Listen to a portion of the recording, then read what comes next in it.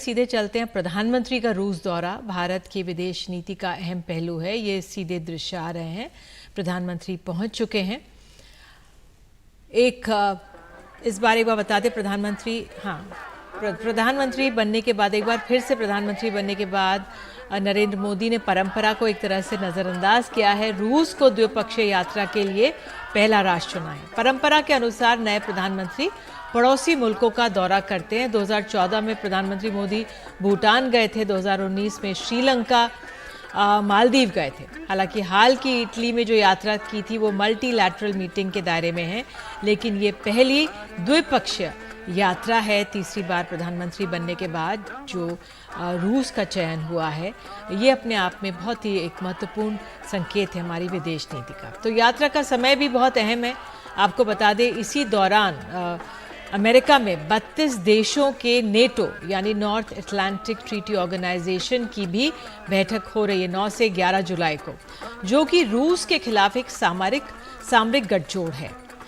और भारत और रूस के संबंध हैं 70 साल पुराने हैं। भारत 60 से 70% जो सैन्य उपकरण है वो रूस से लेता है। हम देख सकते हैं प्रधानमंत्री यहाँ पर पहुँच गए हैं, उनका अभिवादन हो रहा है। अपने आप में बहुत महत्वपूर्ण हो जाता है, सामरिक नज़रिए से भी, कूटनीतिक नज़रिए से भी। और इस यात्रा का हम आकलन भी करेंगे, हमारे साथ खास मेहमान भी जुड़ेंगे। तो भारत 70 से आपको बता दें 60 से 70% सैन्य उपकरण लेता है। सामरिक साझेदारी और विक्रेता से बढ़कर सहयोग और सह निर्माण पर ये पहुंच चुकी है। और इससे पहले भारत और रूस के सैन्य उपकरणों पर समझौते भी हुए हैं, जिसके तहत S-400 triumph mobile surface to air missile, M-29 fighter aircraft, T-90 tanks, Sukhoi MKI fighters, AK-230 assault rifles, BrahMos supersonic cruise missile इत्यादि। हालांकि भारत अमेरिका, फ्रांस और इजराइल से भी सैन्य उपकरण लेता रहा है। तो भारत के लिए कूटनीति के लिहाज से किस तरह से भारत ये बैलेंसिंग एक्ट करेगा, हमारी सहयोगी वसुधा वहाँ पर पहुँची हुई है रूस में। तो आइए पहले उनको सुन लेते हैं, वहाँ से जानकारी दे रही हैं। ये जो मीटिंग होगी उनकी व्लादिमीर पुतिन रशियन प्रेसिडेंट के साथ, वो खासकर बहुत ज़्यादा इंपॉर्टेंट है, क्योंकि ये उनकी पहली मीटिंग है रशिया यूक्रेन वॉर शुरू होने के बाद। ये रशिया यूक्रेन वॉर जो है काफ़ी महीनों से चल रहा है, लगभग 2 साल हो गए हैं। और इसके बारे में विश्व में काफ़ी चिंता है कि इस वॉर को किस तरह रोका जा सकता है। तो एक तरीके से जब मल्टीलैटरलिज्म की बात हो रही है, उसी टाइम पे ये बायलैटरल मीटिंग होगी व्लादिमीर पुतिन और नरेंद्र मोदी के बीच में। रशिया जो है वो कुछ महीनों से चाइना की ओर भी बहुत ज़्यादा जो है फ्रेंडशिप के कदम बढ़ाया जा रहा है। व्लादिमीर पुतिन ने प्रेसिडेंट बनने के बाद अगर 3 कंट्रीज़ का विजिट किया है, उसमें एक चाइना है, उसके अलावा वियतनाम और नॉर्थ कोरिया भी है। और उसी के साथ साथ पिछले कुछ सालों में भारत ने भी जो है अपने टाइज़ US, फ्रांस और अदर कंट्रीज़ के साथ डीपन किए हैं। हमारा जो डिफेंस डिपेंडेंस था रशिया में, वो काफ़ी अभी कम हुआ है। और हमने वो डाइवर्सिफाई करके हम ज़्यादा जो वेपन्स हैं वो US और फ्रांस से भी मंगवा रहे हैं। सो ये जो मीटिंग है वो उस मीटिंग का मेन एजेंडा डिफेंस टाइज के अलावा ट्रेड भी रहेगा। भारत के इंपोर्ट्स रशिया के साथ बढ़ते जा रहे हैं सब्सटेंटिवली। इनफैक्ट हम लोगों ने बहुत ज़्यादा ऑयल डिस्काउंटेड प्राइसेस में खरीदा है, जिसका क्रिटिसिज्म भी हुआ है। उसके साथ साथ आपको जानकारी होगी कि रशिया जो है वो काफ़ी वेस्ट की तरफ से सैंक्शंस फेस कर रहा है। तो एक क्रेडिबिलिटी क्राइसिस है रशिया के लिए। तो रशिया के लिए प्रधानमंत्री नरेंद्र मोदी का इस टाइम पे मॉस्को आना बहुत ज़्यादा इंपॉर्टेंट है उनकी ओन क्रेडिबिलिटी के लिए। लेकिन इंडिया के लिए ये बहुत इंपॉर्टेंट है कि ये जो ट्रेड में डेफिसिट है, इम्बैलेंस है इंपोर्ट्स एक्सपोर्ट्स के बीच में, उसको थोड़ा जो है रिस्टोर किया जाए। इंडिया के एक्सपोर्ट्स भी एट बैलेंस होने चाहिए इंडिया के इंपोर्ट्स के साथ, वो एक चिंता है भारतीय ऑफिशियल्स में। दूसरी जो बात है, कुछ ऐसे इंडियन ओरिजिन लोग हैं जिनको रशियन फ्रंट लाइन्स में फाइट करने के लिए सपोर्ट रोल्स दिया गया था, उसमें 4 लोगों की मृत्यु हो गई थी। ये जो है इस मैटर को बहुत गंभीरता से इंडिया ने उठाया है रशिया के सामने, और रशिया जो है इस मैटर को देख रहा है। हमने कुछ सूत्रों से बात की, उन्होंने ये भी कहा कि ये जो मैटर है, ये जो विषय है, इसको बहुत ही ज़्यादा सीरियसनेस के साथ इंडिया उठाना चाहता है। और इनफैक्ट प्रधानमंत्री भी शायद इसके बारे में बात करेंगे। उसके अलावा 2 इंपॉर्टेंट कॉरिडोर्स हैं, एक मुंबई मॉस्को के बीच और एक व्लादिवोस्टॉक जो ईस्टर्न रशिया का एक शहर है वो, और चेन्नई के बीच। ये 2 इंफ्रास्ट्रक्चर की भी बात होगी आज। उसके अलावा पीपल टू पीपल टाइज और कल्चरल टाइज और टेक तो वसुधा वहाँ पहुंची हमारे साथ रणनीतिक मामलों के एक्सपर्ट ब्रह्मा चलानी मौजूद हैं। बहुत बहुत धन्यवाद सर जुड़ने के लिए। भारत के लिए सामरिक तौर पर तो रूस महत्वपूर्ण है ही, लेकिन कूटनीति के लिहाज से भी बहुत महत्वपूर्ण है। आप प्रधानमंत्री की इस यात्रा को कैसे आंक रहे हैं? ये पहली विजिट है रशिया पे 5 साल में, तो काफ़ी इम्पोर्टेंट है क्योंकि रूस और भारत के बीच में एक एनुअल समिट होता है। मगर 3 साल से मोदी मॉस्को नहीं गए क्योंकि 2021 में पुतिन आए थे दिल्ली, तो उसके बाद फिर मोदी का टर्न था वो मॉस्को जाए। मगर 2022 में रूस का जो इन्वेजन हुआ यूक्रेन का, उसके बजाय एक एक बड़ा इंपॉर्टेंट फैक्टर था क्योंकि अमेरिका ने रूस के खिलाफ काफ़ी हैवी सैंक्शंस लगाए और प्रधानमंत्री ने अपनी मॉस्को विजिट पोस्टपोन की 2022 में और 2023 में भी नहीं गए।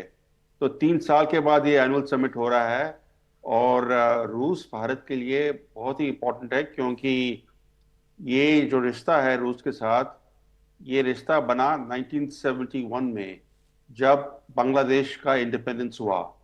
उस समय अमेरिका पाकिस्तान का जो जेनोसाइड था उसको वो प्रोटेक्ट कर रहा था, पाकिस्तान को प्रोटेक्ट कर रहा था और चीन को भगा रहा था कि चीन को परसुएट करने की कोशिश कर रहा था कि चीन एक मिलिट्री फ्रंट खोले भारत के खिलाफ, क्योंकि निक्सन एडमिनिस्ट्रेशन के लिए सिर्फ वही ऑप्शन रह गया कि बांग्लादेश इंडिपेंडेंट ना हो। मगर इंदिरा गांधी ने उस समय एक फ्रेंडशिप ट्रीटी साइन की मॉस्को के साथ, और जो फ्रेंडशिप ट्रीटी साइन की उसके बजाय चीन ने भारत के खिलाफ मिलिट्रली कोई एक्शन नहीं लिया। तो ये रिश्ता तब से एक सॉलिड रॉक है भारत के लिए। जैसे अंग्रेजी में बोला जाता है कि रूस is a tried and tested friend of India. बिल्कुल। और लेकिन ये एक तरफ चीन, हम सरहद पर देखते हैं चीन है, दूसरी तरफ जो पश्चिमी देश हैं, प्रधानमंत्री अभी इटली में गए थे, G7 के देशों मल्टीलैटरल मुलाकातें हुई हैं वहाँ पर। भारत के लिए कूटनीति के लिहाज से एक बैलेंसिंग एक्ट करना बहुत मुश्किल होगा, लेकिन हो रहा है। आप ठीक कह रहे हैं निधि, क्योंकि बैलेंस फॉरेन पॉलिसी भारत की हर सरकार ने परस्यू किया है। मनमोहन सिंह थे प्रधानमंत्री, उन्होंने भी एक बैलेंस फॉरेन पॉलिसी परस्यू की।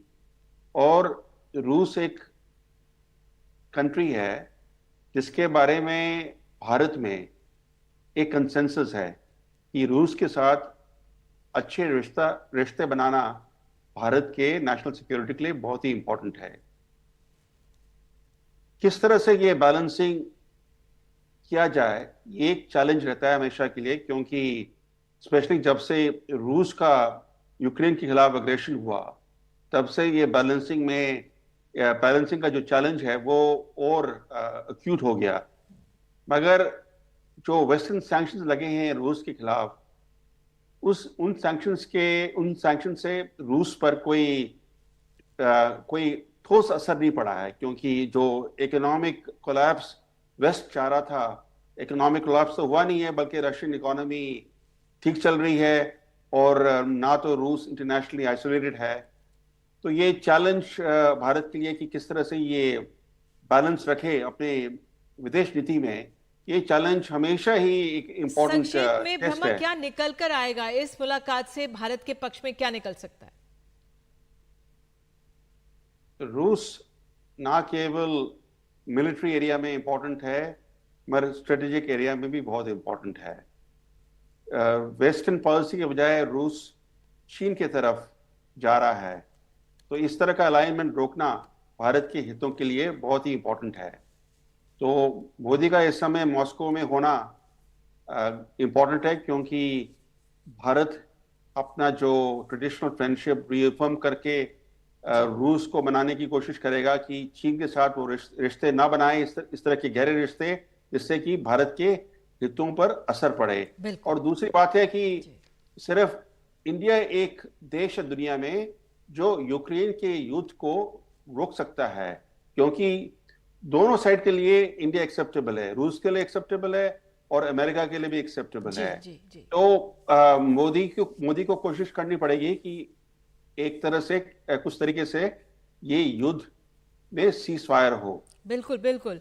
आप हमारे साथ जुड़े, बहुत बहुत धन्यवाद। और इस यात्रा पर लगातार नजर बनी रहेगी। बहुत महत्वपूर्ण है किस तरह से भारत कूटनीतिक रिश्ते निभाता है रूस के साथ भी और विश्व के साथ भी।